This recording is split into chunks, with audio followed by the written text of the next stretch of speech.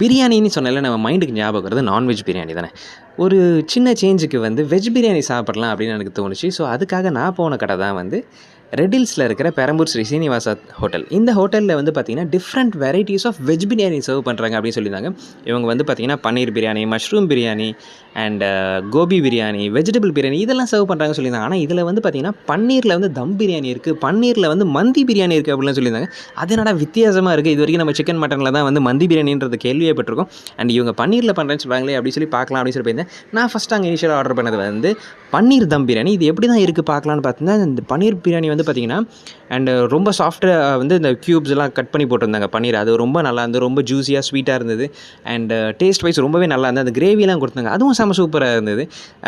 Veg lovers இருப்பாங்க இல்லையா, நான் இன்னும் நான்வெஜ்லாம் சாப்பிட மாட்டேன், பட் எனக்கு பிரியாணி சாப்பிட்ணும் அப்படின்ற ஆசை இருக்கிறவங்களுக்கு கண்டிப்பாக இந்த கடையில் வந்து ஒரு நல்ல ட்ரீட் இருக்கும். ஏன்னா அவங்க வித்தியாசமான பிரியாணி